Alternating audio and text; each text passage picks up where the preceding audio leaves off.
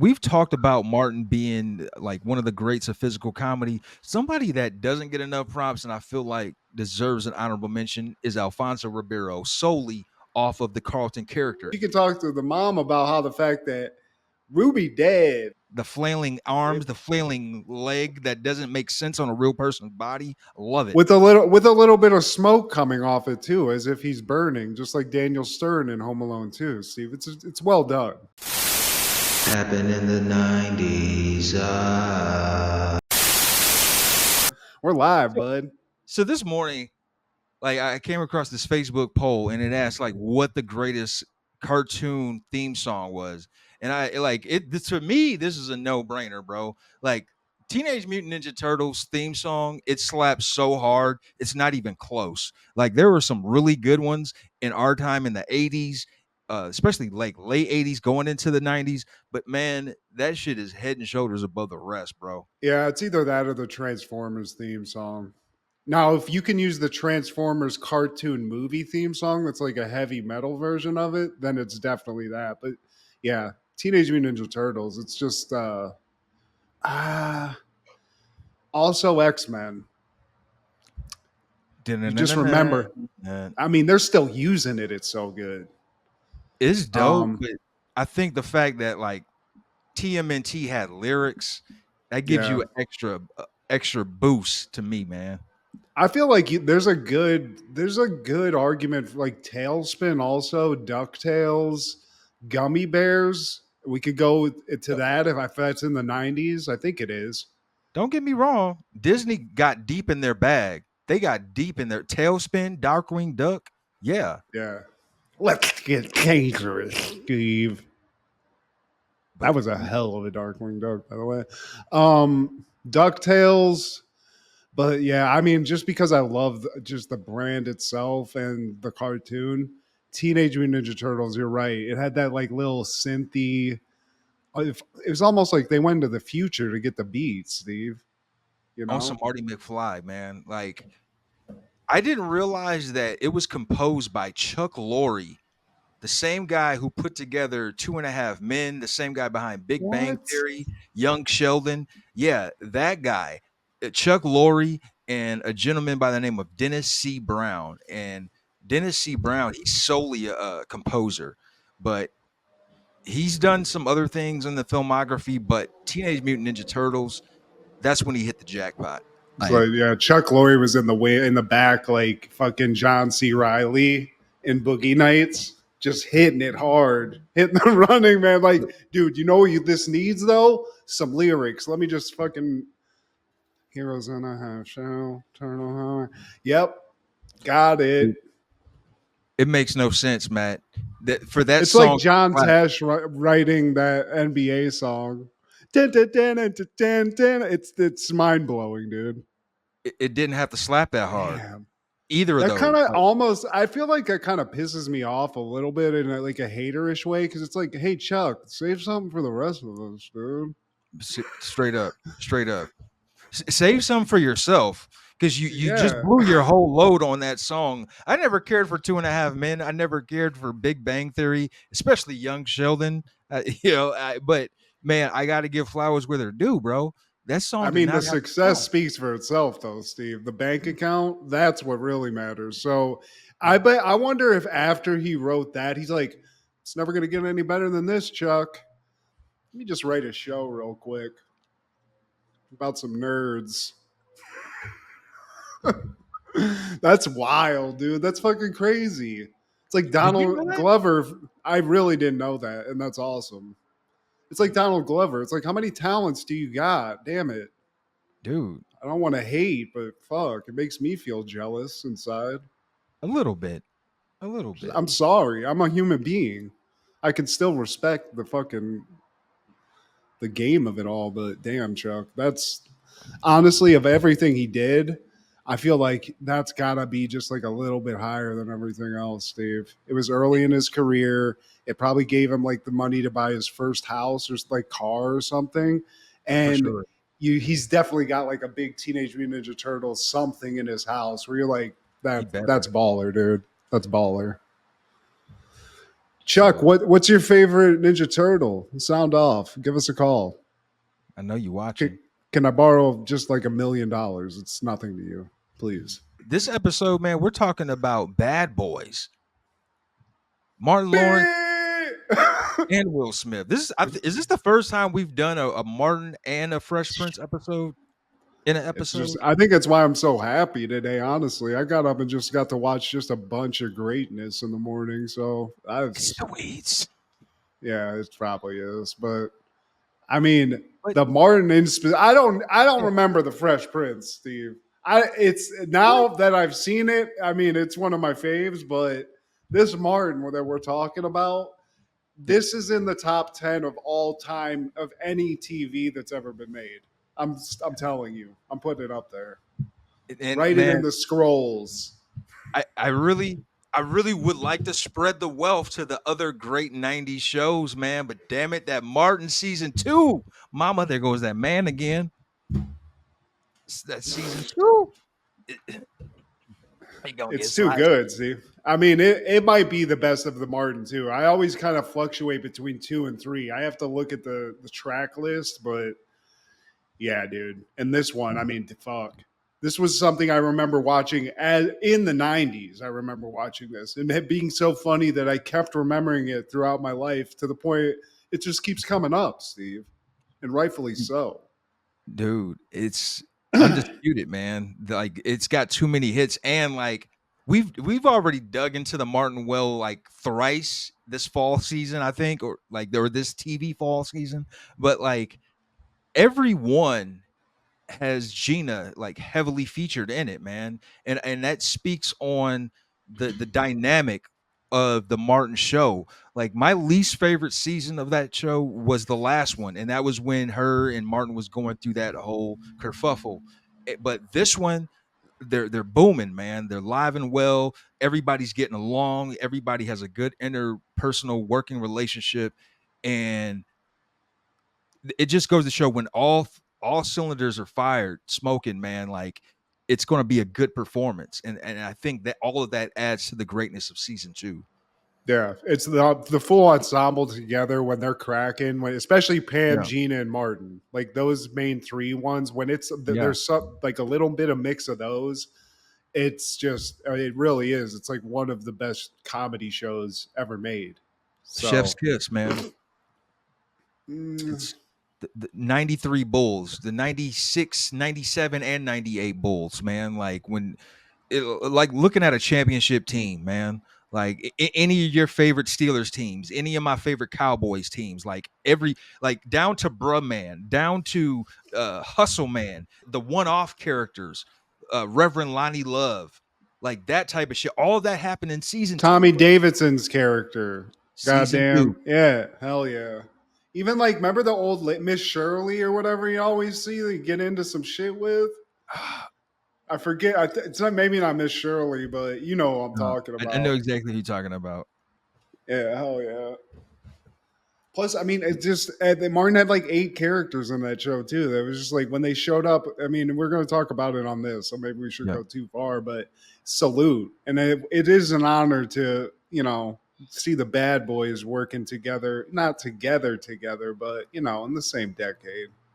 They're With getting it.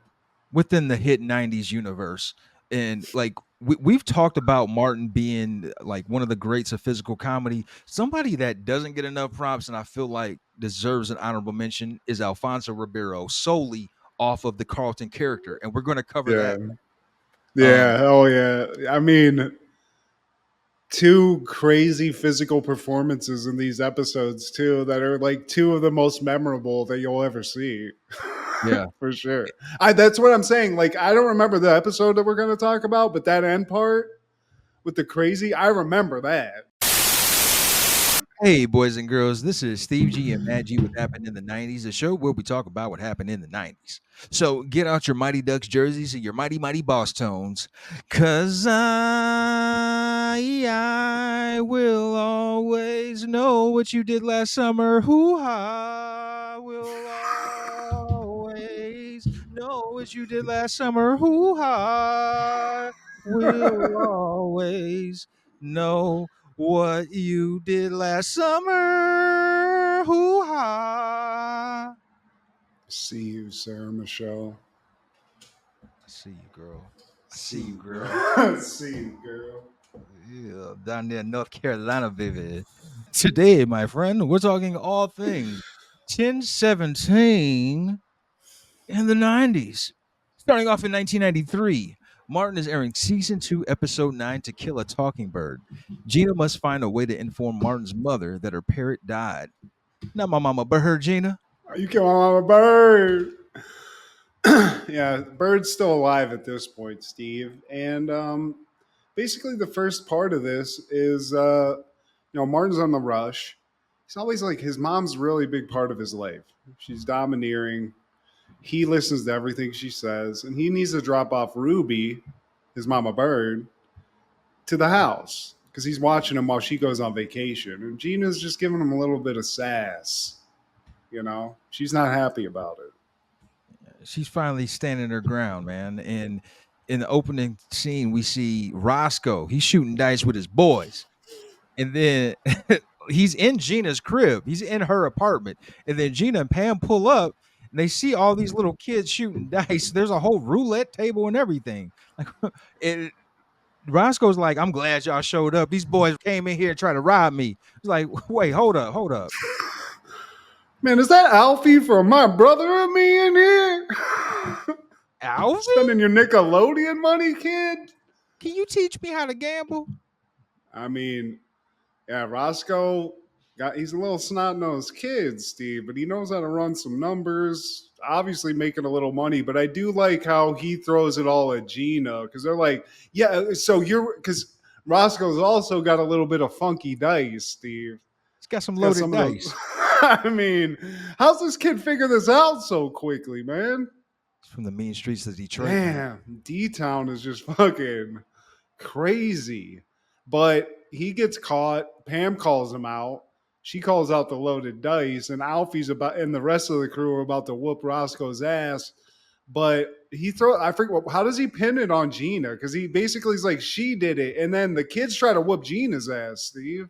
Well, Alfie asked him, like, man, so who's running this? Like, what's going on?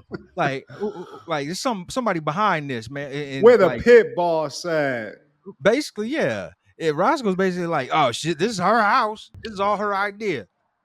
Get her. And I mean, Gina might have. I'm sure Pam could whoop that ass, but Gina, she was getting attacked, Steve. I whoop her. And then did it. And then yes, I already explained the beginning here, but Martin's dropping off Ruby, his mama bird, Steve. Big ass cage too. Ugh, I hate fucking birds, Steve. My mother-in-law has a bird. Birds are disgusting creatures that you should not have in your house. Gina's like, look, why do you always fucking have to bend over backwards for your mom? Be a man. Fuck this bird. I don't And always Martin's like, jump when she asked me. And then you could hear Mama Payne from outside, like, bring your ass out here, boy.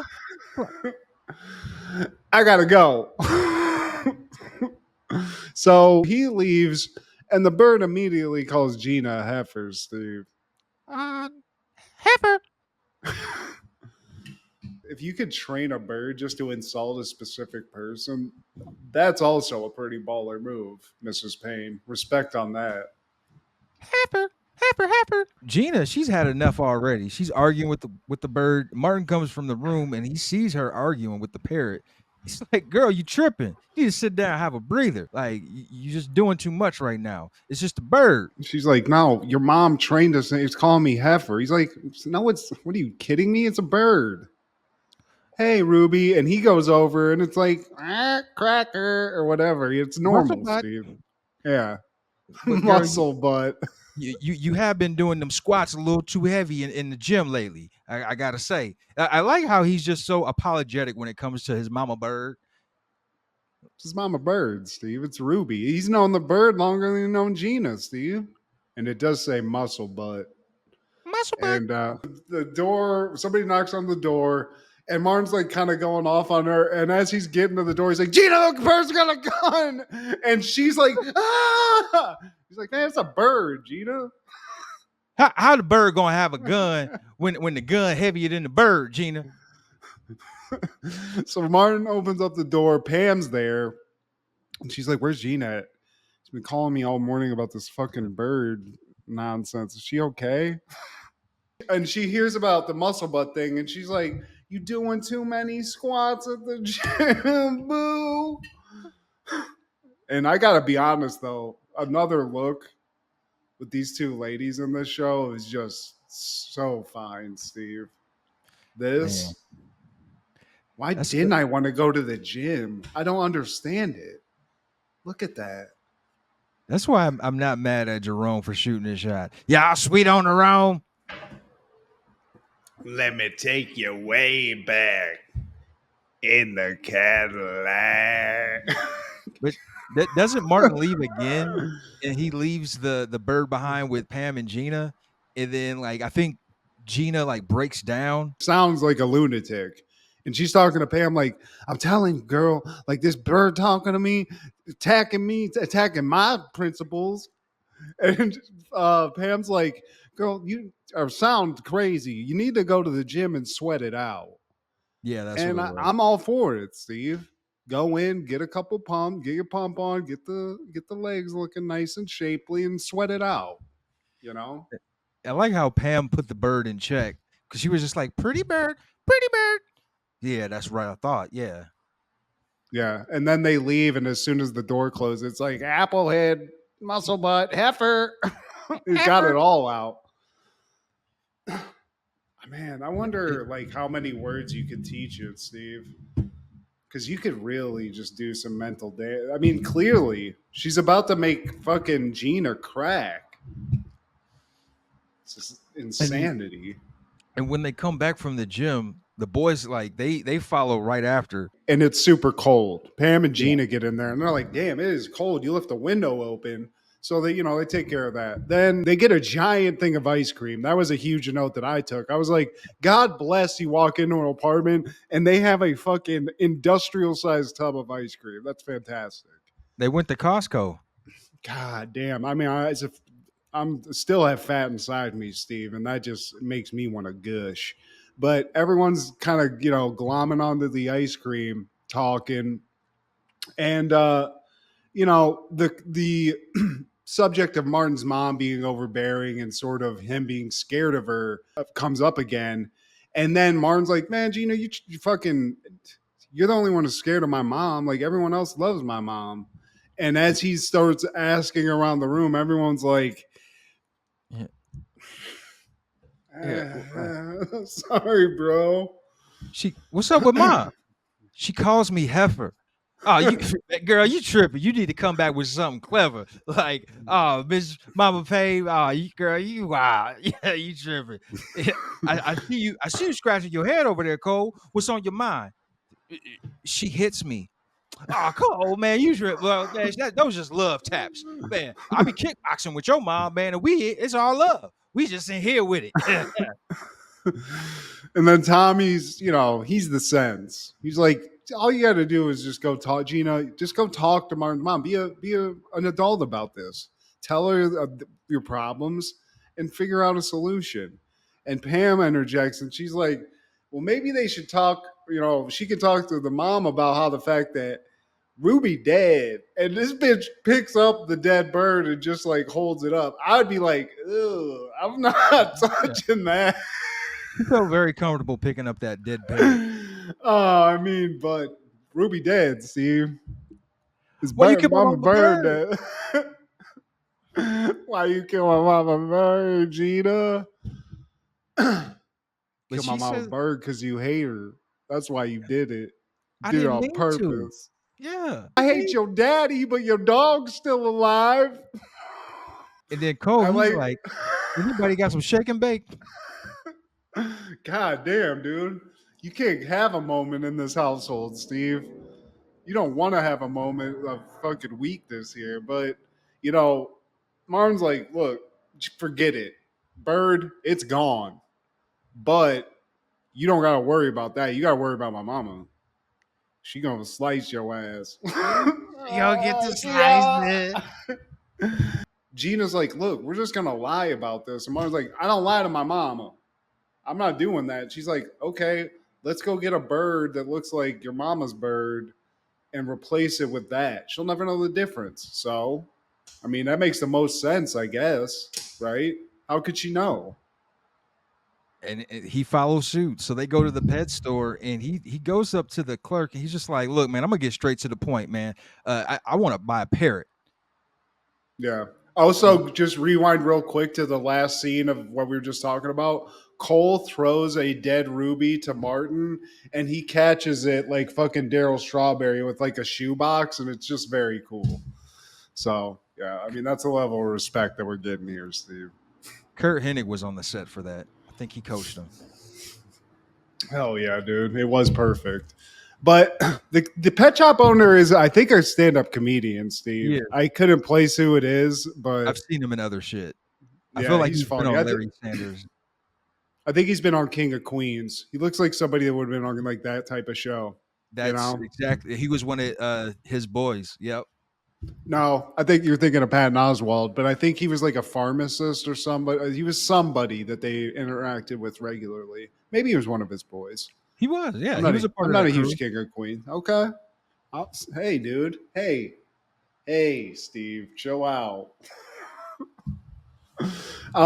So I do like they get in there and he's like, I need a parrot. And the guy's like, well, there's a lot of different kinds of parrots. Can you be more specific?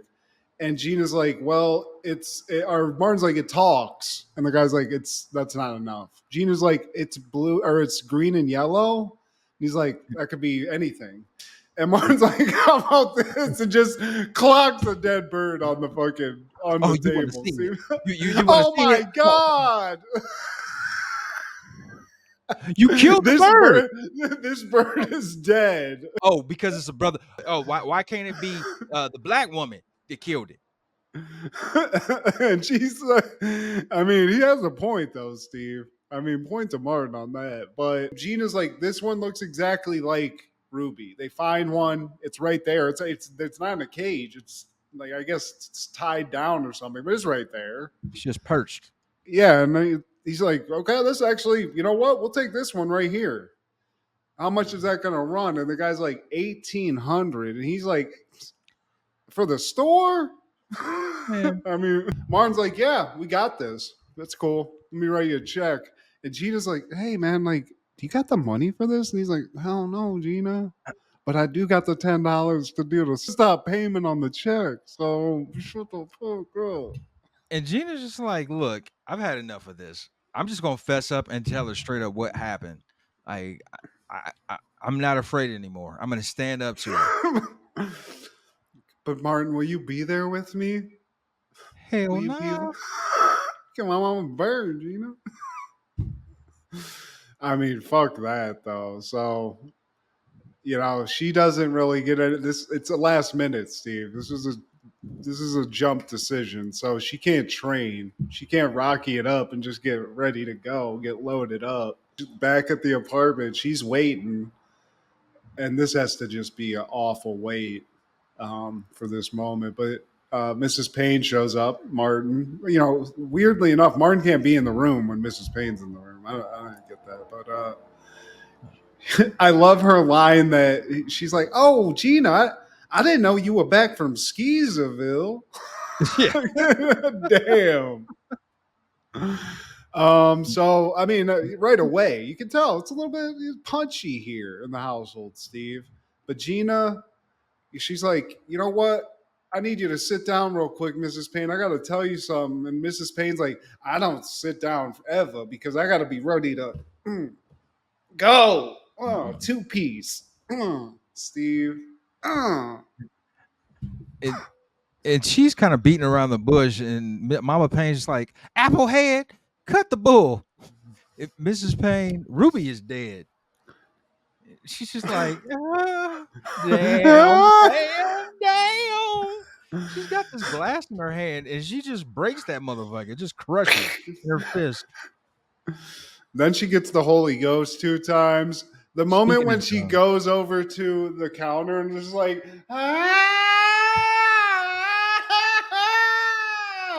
I mean, it is some of the best physical comedy of all time, Steve. It's so good. Even Gina's like, she's trying not to laugh, but the fact she didn't just break down laughing is shows how good of an actress she is. He like knee kicks the sofa. He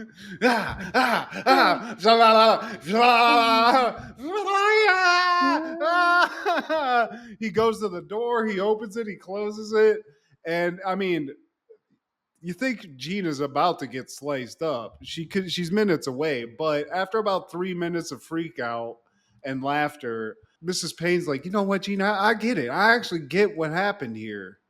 She's like, you do? And she's like, yeah, Martin killed my bird, and you're lying for him to protect him. And you know what? That actually makes me respect you a little bit. But tell Martin if I see him, I'm gonna jab him a little bit. But if it was you, I would have sliced you and diced you. You saw right through me, Mrs. Payne. Well, hell, that ain't too hard as light as you are, Gina. I mean, I shouldn't have said that, Steve. It just sounded wrong. Light bright, yeah. But Martin doesn't get away scot free, Steve. We can't see it, but Mama Payne takes her dead bird off. And as we hear the door close, Gina's like, well, I guess nobody got hurt, but somebody got hurt, Steve.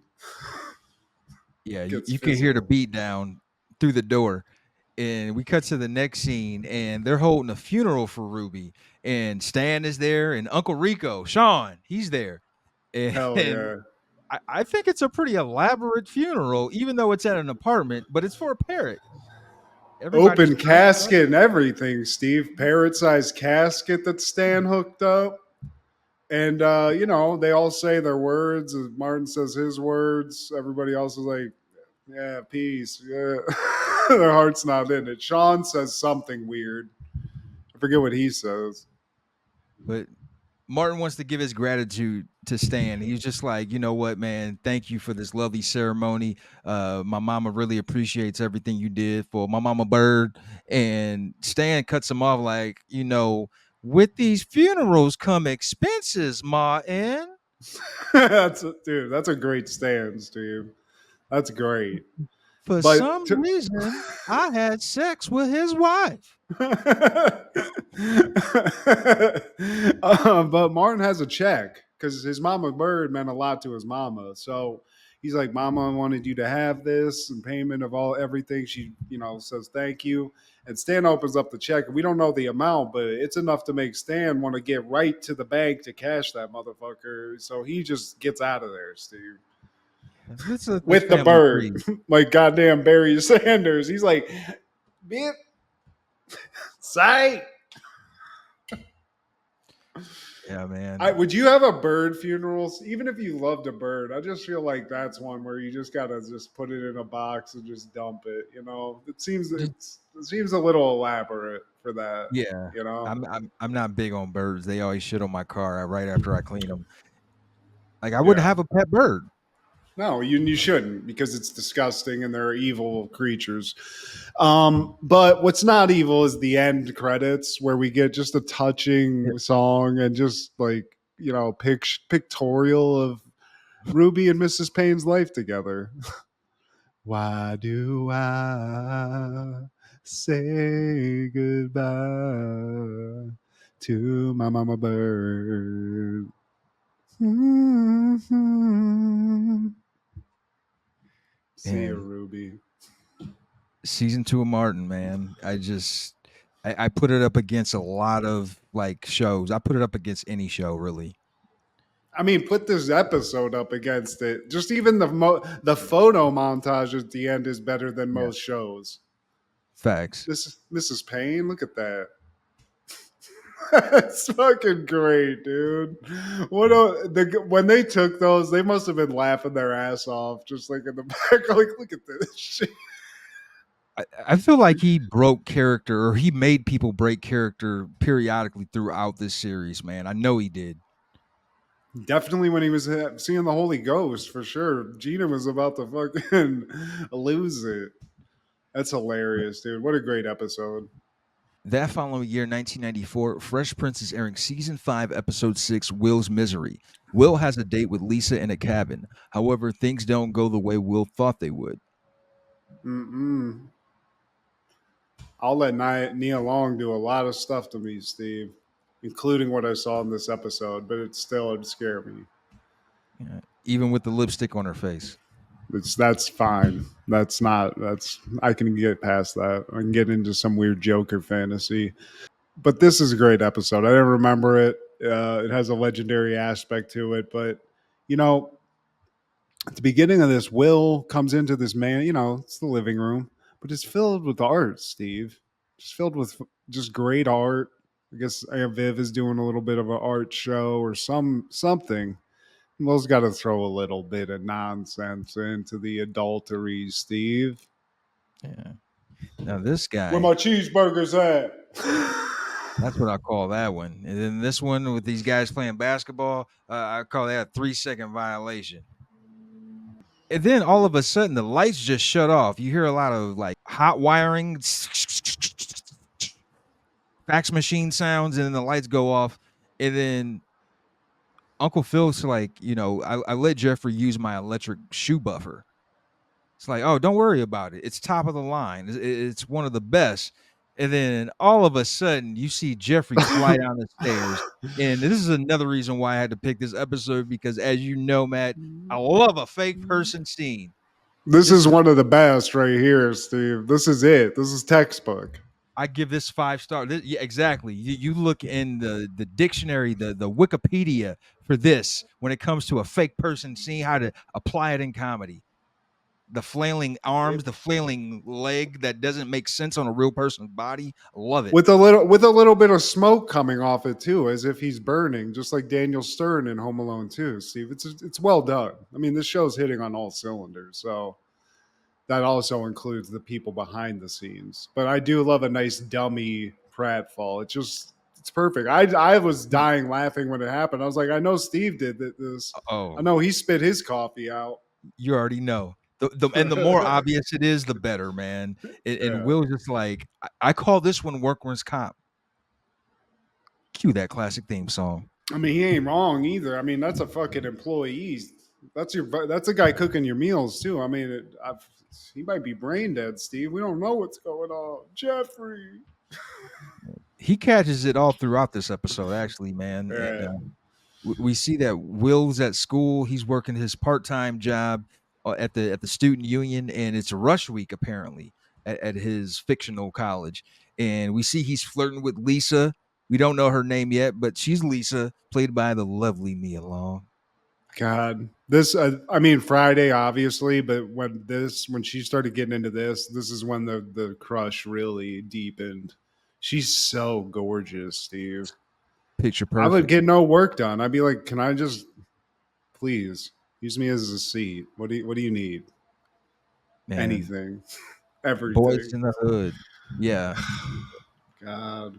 Dun, dun, dun, dun. Yeah, I mean, Will's, he's a Lothario, Steve. He's a man about town. He's even throwing a little French at some French broads, some French club broads, like parlez-vous sexe? Oh, Three menage a trois. Lisa's well aware of his reputation, as well as her pledging sisters, and they're watching along as he's talking to Lisa. And she tells him, like, I'm pledging Kappa. And who's sitting at the Kappa table? Carlton, his cousin. Like, he's trying to pledge. You can't.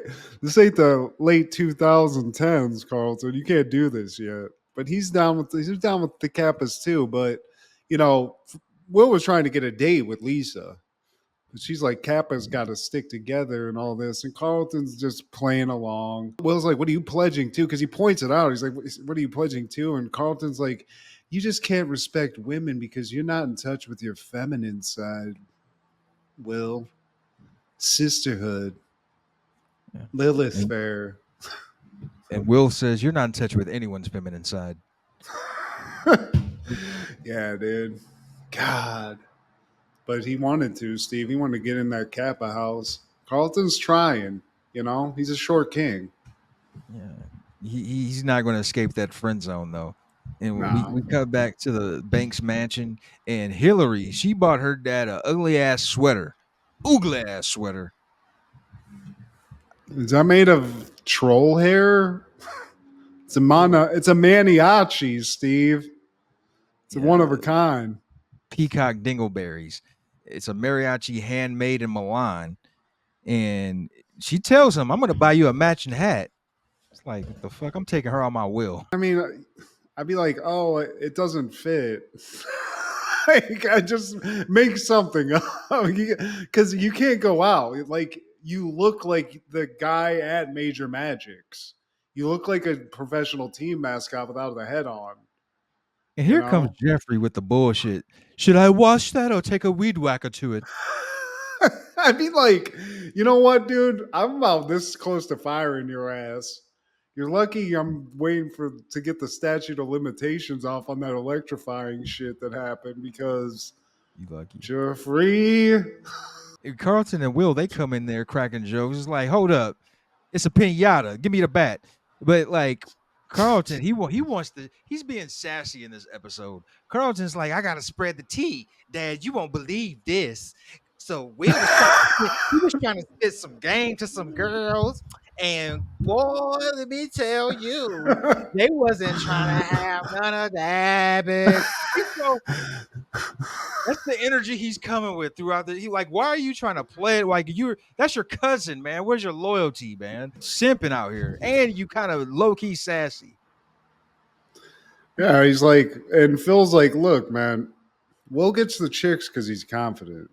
Okay, it's all about confidence. There it Fuck is. the bullshit. I can go out in this fucking shirt that I got on that looks like a Muppet murder if I can get some puss right now if I wanted to, son. How you think you were made? Yeah, exactly. So don't, just learn from the master right now. But we cut to a drive-in. Steve does get a date with Lisa, But not and Steve, this. but Will. Wait, You said Steve. Sorry, Steve wishes he got a date with Lisa. But Will's in there in that car, and I mean, this is the dream, Steve. This is it. Hot and heavy, Titanic level steam coming on the windows, and as they're getting it on, like getting real frisky in there, some guy just gets in the car Just and scoots just, his fat ass in there. hey man. Like, bruh, at what point do you realize this isn't your car? When you feel something brushing up on your behind, like you should I probably like turn I around. like he looks, sees two people he doesn't know, is like looks further into the car as if the chick he's looking for is somewhere like deeper into a car he's never been in. This guy's crazy, Steve. Psycho behavior. He's high. That's really what it is, honestly. He smoked a blunt in the car. That's why you go to a drive-in, because then it's a bake sesh the whole movie. You know what I'm saying, Steve? Weed has enough ops. Let's put this on meth or something. Like, no. I feel like you would be more sensitive to touch. You would feel like a grown man's shoulder rubbing up on your ass. Yeah. And at some point you would tell, oh my bad, bro. Like I totally Wait, didn't know. Tina doesn't have a mustache. My bad. Sorry about Yeah. that. Yeah, he gets a little aggressive, but the guy leaves. Lisa brings up the fact that she's about to be house sitting for a friend at a cabin. Yeah. Who the And fuck house sits for a cabin? this also is the dream. Guy in college, a chick that you're really into that's making out with you in a car is like, look, maybe you can come with me. I'm house sitting at a secluded cabin. You're like, jackpot. Yep. But this is also how you get murdered. So I don't either And way. she does let him know that she really wants to be a Kappa, and if they catch her with him, that dream will not come to fruition. Like, they don't got to see nothing unless you want them to see something. Whatever you want, Lisa. But I mean, back to the movie. I mean, this is literally. I never went to a drive-in with a chick before, like in my life, really. But I've done it in theaters. But a drive-in though, Steve. I feel like there's people just straight downright getting down to business at a drive-in. Honestly, They are. it ain't just necking, you know. Oh, It's necking, you know. oh no, it's the perfect environment for that. You should try it out sometime. And we cut back to the Okay. banks. No, dude, totally. As Public a banging at a drive-in. Okay, all right, Kendra. nobody's paying attention, dude. Everybody's occupied. But You're right. back to the Banks residence, and Hillary, she got this motherfucker a matching Kango hat. It looks very Miami Dolphins, as if the sweater wasn't ugly enough. Yeah, it's like adjacent to the Philly frenetic. Like it's right there, Steve. It's the same material, but it's just it's somehow fashionable. I feel like even an old, the oldest of old men would roast something like this. There's no business of this being anywhere but a baseball stadium, and you have a gigantic head of some weird mascot on. And Aunt Vivian, she sees this. She's like, "Oh, how cute is that?" And Hillary says, "Oh, I'm gonna get you a matching outfit." Fuck. God damn it! And they're cooking outside. And they live in Bel-Air, but they live adjacent to a golf course now, Steve. Apparently, one's been built in the area. And golf balls keep sort of flying in. I'd worry about it as a homeowner. And with people like that are as good as golf as I am, I'd probably have destroyed people's houses. But, you know, Jeffrey's kind of looking around. And at one point, he takes one straight to the dome, Steve. He takes another one. Yeah. This guy's got, I mean, I don't know what being electrocuted does, but he's definitely got a little bit of CTE from that, and probably a nice little goose egg too. You know, He's catching hell in this episode, man. And then we cut back to the cabin, and Will and Lisa, they're roasting marshmallows. He takes a bite out the marshmallow. He's like, "Yeah, I'm cool." And when he bites into it, he realizes, "Ah, shit, that motherfucker's still hot." He drinks goddamn flower water, Steve. Which now you're not cool. But, you know, Lisa's like, let's put on, you know, she says something about music. And this is where, like, Mackin could really just get you into trouble because he's like, you know what? I was going to write you a love song today. It says some ridiculous shit like that. And this woman turns the radio off and is like, oh, yeah, let me hear it. I mean, like, Lisa, down. But dude, he says I'm not really good at thinking on my feet. So this motherfucker does a cartwheel. I forgot about this part of this episode where he just cartwheels onto the bed. And Hell yeah. like, shout out to Will Smith's physical comedy too, man. Like, he's a funny dude, but like, I would think he should get an honorable mention too when it comes to Hell that. yeah. Like, Hell yeah. On this show, and that's hilarious. Also, that's game, Steve. Because yeah. I mean, 9 times out of 10, that might actually work if it wasn't this crazy scenario that we're talking about. Because it's hilarious. That's a dumb line that's actually funny because you're doing a cartwheel. Yeah. But Lisa's not ready for bed yet, Steve. She wants to play a game. And I'd be Role like, play. all right, hell yeah, okay. Cops and robbers. That doesn't sound sexy, but okay. I'm into it. Will's into it, obviously. So she starts tying his ass to a chair. And you know, that's kind of weird. He's like, damn, this kind of like tight. She's like, shut up. And first I'd get a little turned on because I'd be like, oh, this chick's into like that shit. I'm not, but I can still, you know, fuck it. I'll take a It's little me abuse. alone. Yeah, exactly. I'll see where this goes. I'll make myself But she tightens the ropes even more, and Will's like, what are you, a psycho or something? And Lisa's like, you know what? I am so tired of people calling me that. And then that's when it kind of gets into an area where I'm like, I've seen Misery. I don't like this. And then she leaves right after saying that. And that gives Will an opportunity to do something, make a move. So he tries to make a call while he's hogtied to this chair. And he picks it up with his mouth and he tries to dial home. Little Nicky, he answers the phone and he's just like, man, what this is going over my head. I'm gonna pass it over to Carlton. So Nikki, I said a grown up. Yeah. He's like, tied up and he's still funny, Steve. Turns out, like, yeah. Carlton's just like, he hangs up, right? He's just like, well, grow up, you nasty pervert. I don't want to hear about this. But we find out, Steve, he's in on it.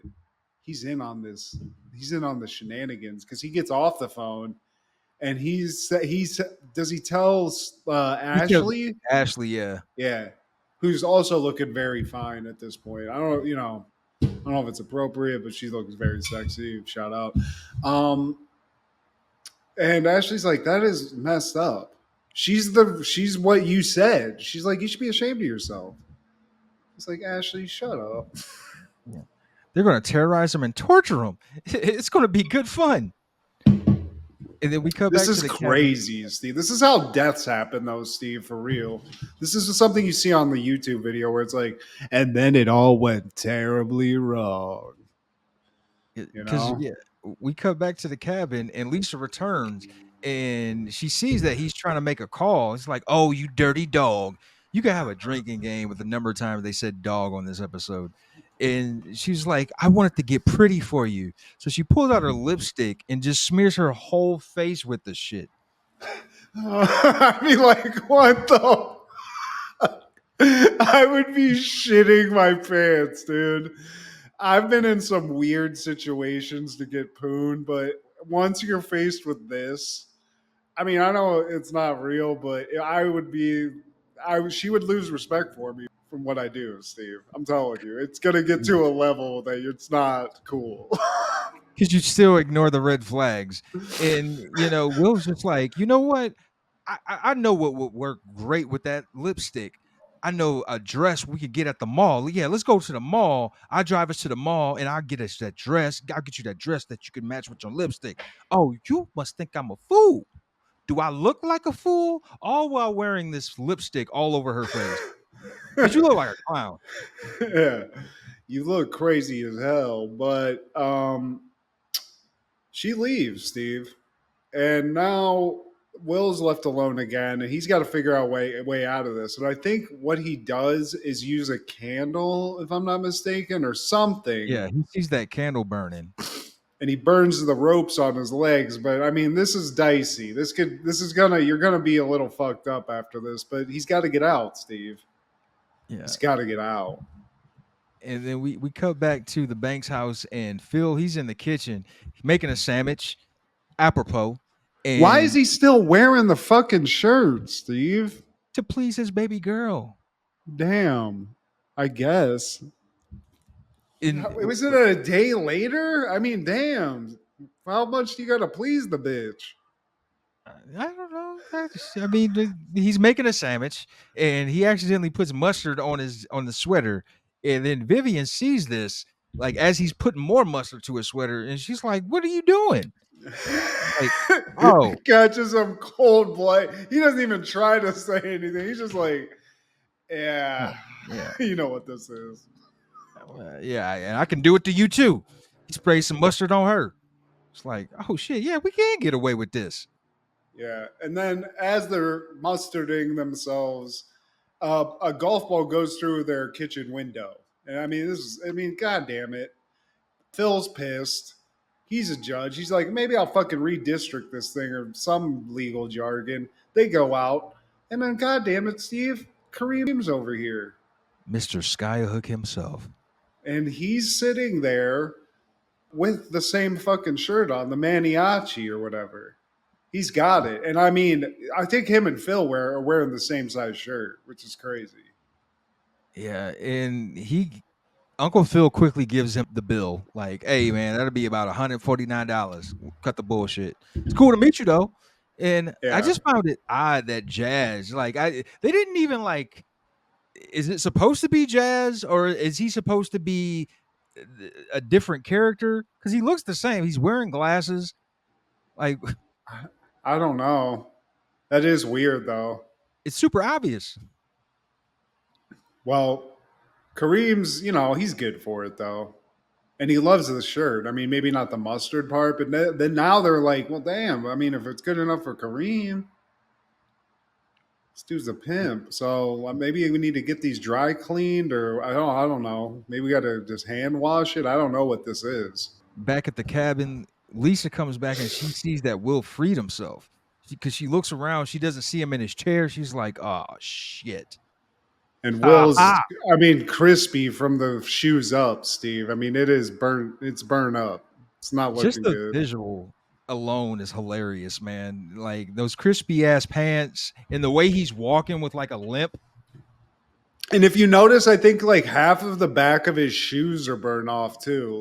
Yeah, There's something missing from the Nike, but he's like, I got you, you crazy. Like, and also what's crazy, I mean, what if he just whooped this chick's ass? there's that. You There, know, but she's like, look, I'm sorry. She fesses up. And she's like, you know what's crazy? I'm not gonna get into the sorority. I'd be like, bitch, you're not. I don't give a shit. Give me the keys, please. I gotta get to an ER because I got like 2 second-degree burns on these legs. fuck a sorority, bitch. You could go to jail. You lucky, like I got a hard on and I'm still giving you a shot, trying to keep that door open. Yeah, I would be like, but I could just wash up a little bit. But I think she also kind of puts the fact that Carlton like played a role in this. So Will's like, I'll get to that little motherfucker later. Yeah. Um, but she starts turning on the waterworks, Steve. And Will's like, man, you still stupid, but why are you crying? Damn, you fine. Damn, what's wrong? What's the matter? I just want to be a Kappa so badly. Why? That you're willing to almost kill a man? Yeah, you left me by myself. Like, bye. I have Actually, asthma, bitch. you know what? Like, I'm a sucker for the waterworks. Like, what's going on? You really want to get into this Kappa, Phi, Gamma, whatever the hell? Uh, all right. So apparently he agreed to it because we cut to the next scene and Will is just hogtied from the roof. He's hanging Couldn't from the kill him. damn roof. And honestly, as like the other Kappas, I'd be like, bitch, how did you do this? Yeah. Did you did you, how much can this bitch squat? Damn. Um, but they leave his ass hanging up there still. But Lisa throws a little wink, you know. I'll get you, bitch. So that's a little budding love. I didn't know this was the first time we meet Lisa at all. This is It's it. it's the first time we meet Lisa, but this isn't Nia Long's first appearance on the show. She was in a previous episode, season 2, episode 8, She Ain't Heavy, where Queen Latifah, she was supposed to date Will, but his friends were like guilt tripping him into like kind of like leaving her alone because she was too fat. So his date ends up being Nia Long's character, where she plays like a ditzy chick. So little fun fact. Damn. I mean, Neo or the Queen Latifah. It's a tough choice, but still. No, it's not, Matt. You're being kind. Yeah, Like, I'm shout being out to kind. the queen. I love Love you. you, Queen Latifah. So everything's going good for Will, except for the burnt up legs that look like chop meat. But we cut back to the house now. Will's back at the crib. He's sitting there, and Carlton comes in, and he doesn't know that Will knows. And Will's like, he's like, so how'd your weekend go, Will? And Will's like, Carlton, man, I've been trying to tell you, man. I can't. Lisa did all this crazy shit, and then I killed her, man. She's still up there. And Carlton's like, no. I mean, it's on the level of when Martin finds out that Tommy and Pam are dating. It's that level of freak out, Steve. Oh man, through the kitchen, through the living room, through the kitchen again, into the beach house, going into the college, going into the audience, and the elevator, and like you can even see the other like cast members of the episode sitting in the little college student Yeah. union and just breaking the fourth wall like Chris Jericho, man, breaking the wall down. Alfonso Ribeiro, he owned this shit, and he went into this like knowing what he wanted to ad lib this for bloopers sake, I guess. And damn it, this is the thing that will forever live rent free in my mind, man. Him dragging himself on the floor like a That's puppy is so funny. It's so fucking funny. And then it ends with him like meeting Will in the backstage and hugging. It's perfect. perfect, man. Hell yeah. So good. Thank you again, Fresh Prince. Bad boys, Bad bad boys, bad boys. boys. What you gonna do? What you Yeah, gonna do when Will and Martin come for you? We actually, that's crazy. We didn't plan that, Steve. That we just did happened. Just totally, came out of man. my soul. Bad boys full of lives. In 1997, The Devil's Advocate premieres in theaters. An exceptionally adept Florida lawyer is offered a job at a high end New York City law firm with a high end boss, the biggest opportunity of his career to date. Directed by Taylor Hackford, starring Keanu Reeves, Al Pacino, Charlize Theron, Jeffrey Jones, Judith Ivey, and Craig T. Nelson. Coach? Yeah, he's like the guy that Keanu's representing. I think he's like a rapist. He's Hmm. doing some like creep shit that he's getting like a good law firm to hide. Maybe he killed somebody, but I always thought this movie was it's not perfect. It's weird, but it's got Pacino playing the fucking devil. I mean, it's great. I'm the devil and I run a law organization. I'm hiring Keanu. Keanu's got a southern accent, Steve. He's got an accent. He's a little Oh, southern boy. He's a little southern devil. down in Florida. Yeah, Charlize Theron's very hot, but Charlize Theron, this movie gets real fucked up because at one point I think she slits her own wrists. Like shit goes tits up because basically Keanu's dealing with the devil, Steve. You Yeah. know? At one point, Charlize Theron is booty butt naked in a church. Yeah.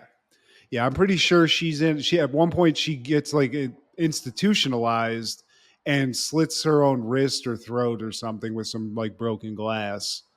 Um, Very weird. And I don't remember if this movie came out at the same time as End of Days, which was an Arnold Schwarzenegger movie dealing with the devil, or if it came out at the same time as Before. Stigma.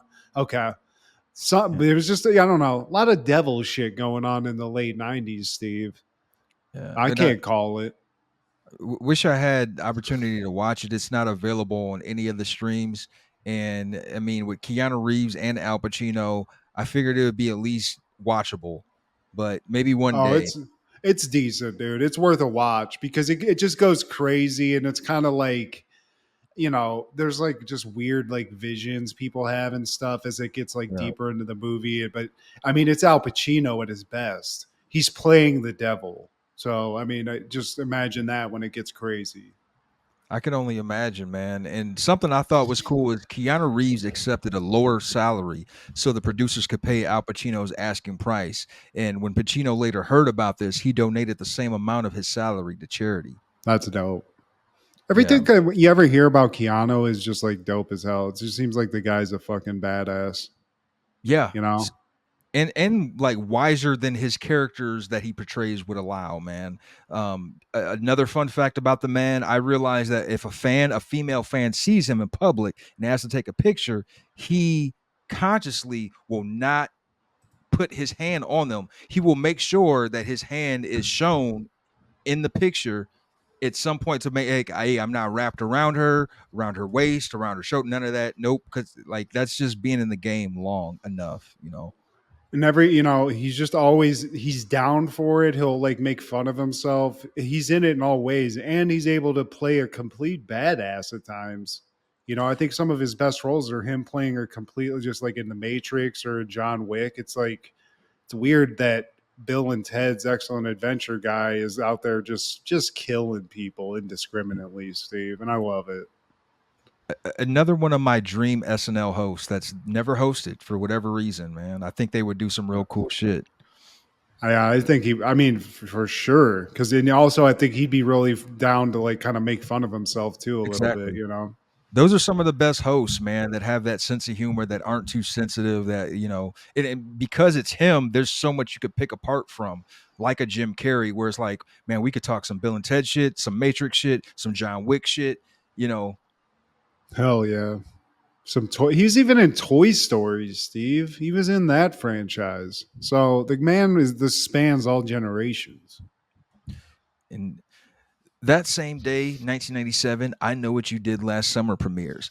Four young friends bound by a tragic accident are reunited when they find themselves being stalked by a hook wielding maniac in their small seaside town.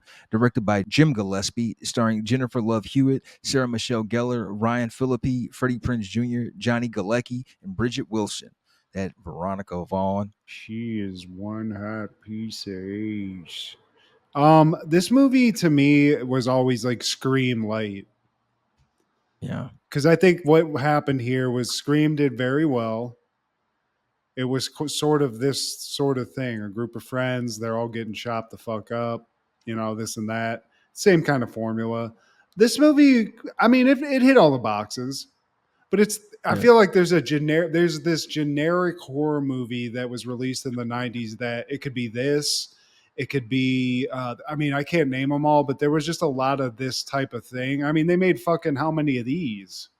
Because I know they did like 2 or 3 of these.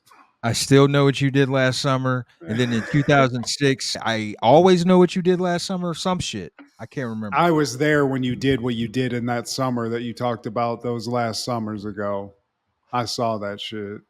But I love Jennifer Love Hewitt, dude. She's beautiful. She's a great like scream queen. She's great, like sort of, sweaty and like panting and screaming in a movie. I'll buy it. I'm in. We get her. We get Sarah Michelle Gellar. We get Freddie Mhm. Prinze Jr., who I'm a huge fan of. Freddie Prinze Jr., cool motherfucker. I'm Whoa. down for that. And Felipe as well. Felipe. I mean, Freddie Prinze Jr. schmanging with Sarah Michelle Gellar, so you get cool points off that alone. And it leads me to ask on this episode's version of Fuck Mary Kill, Sarah Michelle Gellar, Jennifer Love Hewitt, Nev Campbell. Fuck Mary Kill, Roll Tide. Sarah Michelle Gellar, Nev Campbell, Jennifer Love Hewitt. I'm gonna kill Nev Campbell. I'm gonna fuck. I'm gonna marry Jennifer Love Hewitt so we can have sex for a long time, and then I'll fuck Sarah Michelle. No, I'm gonna kill Sarah Michelle Gellar, and I'm gonna fuck Nev Campbell and picture her scenes in Wild Things because Wow. it's really gonna take it over the top. It's gonna be great, and I might even try to initiate a little Wild Things scenario with Jennifer Love Hewitt once we get married with Nev Campbell, and be like, "Look, ladies, remember that time back in the late 90s." I mean, this might have came out around the same time, It Steve. did. It did. I bet I busted fucking Wild Things and then turned on a little I Know What You Did Last Summer. Because here's the thing about this movie, that it sort of fails on the horror movies of the 90s, or like just in general. There's no titties in it. There's no obligatory titty shot. Unfortunately. And you gotta have that. Yeah. It does That's have one of some the Bridget Wilson. rules. Yeah. Yeah. I mean, it's got a lot of cleavage, Steve, but there's an obligatory tit shot. It doesn't have to be one of the main characters, but it has to happen in order for the killer to get his bloodlust up. It's part of the scenario, Steve. They pointed it out in Scream, and it's the one thing lacking in this that I think it's why it suffers a little bit. If I can critique it, Steve, in a real way. I mean, it is horror film 101. You gotta have some titty, baby. Gotta show a little titty nibble in these horror films before they get sliced and diced. Yeah, it's gotta add a little sugar on top of the medicine, Steve. But Make it palatable. But how about you though? That same question to you. Fuck Mary Kill those 3 women. Is it the same? Is it the same oh, lineup? Sarah Michelle Gellar, I got a rat a tat tat tat tat that ass, so I'm fucking her. I You're got to. fucking her. You have to. I Sarah have Michelle to. Gellar. Sarah Michelle Hey, Gellar. She's got that hey, man. bratty look and like I don't know. I don't know. I like stuck up chicks who I would never have a chance with, and that's my problem. Um, Okay. Jennifer Love Hewitt, Don't, I'd kill Steve. her. I have to kill her. Ah. Nev Campbell, I marry her. She's got that girl next door look, and I feel like it's vibes with Nev Campbell.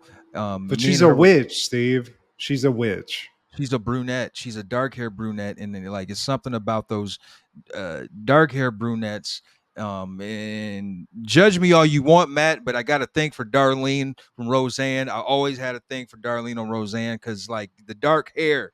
Yeah. So You like the here, smell of cigarettes. I get yeah, it. yeah. Judge me.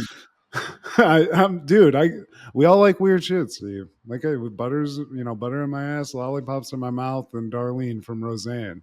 Darlene from It's Roseanne. fine. Shit. Roseanne from season 4. I thought Rosie O'Donnell was kind of sexy and goddamn a league of their own, Steve. You did. You So totally I did. did. She was. Here's the thing. I was a little chubby kid. We could have hung out. You know what I'm saying? I'm picturing little fat me hanging out with a little chubby Rosie, fucking around with some Kush balls and shit, putting them where they don't belong. Well, you got a backstory to yours, man. Well, hey, I was a little black kid, and Darlene's got black hair, so there's my tie-in. Nice. Hey man, to me, Darlene and Sensational Sherry are right. It's like that's it. That's I it. see your type, and that's a type of woman. I mean, it's different echelons. I feel like Sherry's at the tip top of the mountaintop, but Darlene's there. She's fine. Black She's curly better hair. than the other. She's better than the blonde daughter, Becky. Yeah. Becky. Yeah. But my thing is, Darlene, was she the one fucking Galecki? Because She was. Who Galecki was in this movie. I still would know what you did last summer, or I know what you did last summer, and he was the first fatality. I was gonna say, he took her hook. He took what did this guy have? Didn't he have like a hook? He took the hook to the fucking face, dude. He got Galecki'd, Steve. Galecki. And in 1999, WWF is airing No Mercy 99 from the Gund Arena in Cleveland. Go high, yo! Man, Hello, Cleveland. in this Big match, Valboski was in attendance, Steve. He was in Cleveland. he totally was against Mick Foley, Mankind, if you will. And what a match they had, man! Like, so Mick Foley at this point, he's one half of the tag team champs with Rock, the Rock-A-Sock Connection. He's facing Val Venus, and at some point, he puts the mandible claw on Val Venus. Val Venus has an extra sock in his trunks. He pulls that out and puts the mandible on Mankind's nuts. And you hear JR, yeah, you hear JR say the mandible claw versus the testicular claw. I'm like, bro, That's all. That's a freestyle for the fucking legend, Steve. That's yeah, amazing. but gross nonetheless. Testicular claw. I mean, hey, you got to do what you got to do. It's a big Valboski, Steve. Grabbing a handful of Mick Foley's junk, just give me the mandible and I'll pass out, and like we'll just call it a day. I'm not touching your dick, bro. Touch it. Mick, it's cool, dude. I get it. You want to get your rocks off, but This pay-per-view though, man, I feel like you're getting the whole essence of the Attitude Era, man, because it's got all the stuff. It's got Stone Cold, it's got The Rock, Triple H. You get some badass Billy Gunn and Road Dogg. You're getting X-Pac, Kane, all of that, man. But the match that stole the whole event was Hardy Boys, Edge and Christian. They had a ladder match, and this is like the beginning of their feud, bro. Um, you could say Shawn Michaels and Razor Ramon, they kind of pioneered the ladder match for mainstream America. But Hardy Boys and Edge and Christian, they kind of revolutionized it, man. I really appreciated how they found different uses of the ladder. And at this point, technology had advanced, by a couple years. So you get the overhead shots when they're actually climbing and they're falling. They're doing like diamond cutters off the top of the ladder. They really planned this out well, man. And by a lot of like writers, like wrestling writers' accounts, this is considered the match of the year of '99. I mean, I don't. That's crazy. I didn't appreciate Edge and Christian as much when I was younger. I didn't really like whatever their shtick was, but the Hardy Boys, I think everybody loved them. They were just doing such crazy fucking shit. Oh man, like if there's any match on this card that I recommend is that one, man, because it really shows people from the outside like why someone could be or would want to be a wrestling fan. Like I think the sequences, they were well thought out. There's just so many things Jesus. that they did with it, man. Great match for them, and the main event was Triple H versus Stone Cold in a no holds barred anything goes match. And something about Triple H, like we all think he's cool. He's tied to DX, and he's the owner, he's the son-in-law of Vince, and all of that. But I don't think he gets enough props as being a great heel. Like he was a heel at a time when the curtain was already pulled. We have internet, we could kind of investigate and see the inner workings of professional wrestling, and to be able to pull off being a formidable heel, and at that era being just evil, and being able to like do it well, like there's something to be said about that, man. Because I think even when people were doing bad things, they were still getting cheered in the Attitude Era. But to be a bad guy and be like treated like a bad guy, props. Yeah. Hell yeah. He might, well, I wouldn't say he's one of the last, but you're right. He was a really good bad guy. It's tough because he's just a good all around. You hate to call him a bad guy because it's just like for most The of it, he was cool, just a badass, a cool factor, yeah, man. And then he's got that wow, wow, wow, wow on sale. Is this on? Did wasn't there a video game called No Mercy? It was, man. That shit was fucking fire too. Love that. But any callbacks, honorable mentions, or takeaways? Um, I just want to give a shout out to Val Venus, the big Valboski, because we just covered this. I saw his name. I saw a video that said his greatest like one liners that he had. And I mean, this guy had some of the best just one liners that I've ever seen written. I mean, here's one. It's just a random one that pulled up on this video. You know, the big Valboski is a lot like concrete mix. You just get it a little wet, take a step back, and watch it get rock hard. I mean, this motherfucker was just saying the wildest shit. But I didn't appreciate him that much. I kind of got over the porn star thing after a while. There was some funny promos he did, like where he'd be with a chick in bed or whatever. He was hilarious. One of the funniest like showmen of this era. And he was just doing shit like this, just doing like sexual innuendo out the ass, and it was hilarious. Yeah, he killed it, man. Honey, did you find the remote? Fucking hell yeah, dude. Shout out Val Venus. I don't know what's going on with the man now, but you're a legend, dude. Yeah. And all I really got, man, is something that I didn't mention in prior episodes. I watched the whole thing of the Vince documentary on Netflix, and for any wrestling fan, it's worth a watch because that man by himself is like it's like 6 degrees of separation. You can tie him to any important figure, past, present, or hell, even the next 50 years into the future. As a fan of Vince McMahon and his brand WWF/WWE, I have to say I didn't learn anything new. I was gonna Um, say, I think for you, it was probably just like shit you've read and seen a bunch and knew for years. But as yeah, somebody who didn't know all the details, I do think it's a great just like love letter to wrestling and like the beginning of wrestling and how it became what it is now. I was worried it was going to be focused more on like the shenanigans and the yeah, bad stuff, and it's not that. So I mean, they mention it and they kind of like allude to it, but I mean, he obviously he stopped doing interviews as soon as some of the shit came out, so it only goes so far into it. But right. I gotta, it was cool to see all the stories, and I do think as a fan of Shane McMahon, it put a whole lot more respect for me, like about him for me. I was just like, man, this dude has straight up like stuck with it. He never needed to do this. He never Yep. needed to do all this. And I already respected him because of like fall doing all the crazy wrestling stuff. But to see sort of what happened to him behind the scenes it's wild, dude. It's fucking it's a great story. I feel like it might be fucking like old news to you, but if you don't know a lot about like the behind the scenes of wrestling, I think it's a great documentary to watch. And I'm ready for the like fictionalized like tell all. Like I would rather see that. So like see somebody do like a dramatization of his life. Let's fucking write it, dude. I mean, they are making that Trump movie that's about to come out with this Winter Soldier. He's playing Trump and it looked like goofy as fuck.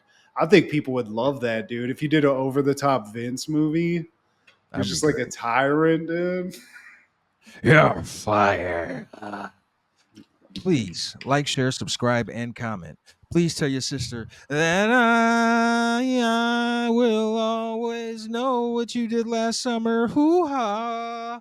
And check out Food Show Fanatics with Matt and Kendra, as well as Crushgasm every Wednesday with Kendra G and our guy Clark the Shark on podcast. So this is Steve G and Matt G with Happened in the 90s. Matt was the fat kid, Steve was the flat kid. Life wasn't always great, but you know what was? The 90s. Happened in the 90s. Yeah! Damn.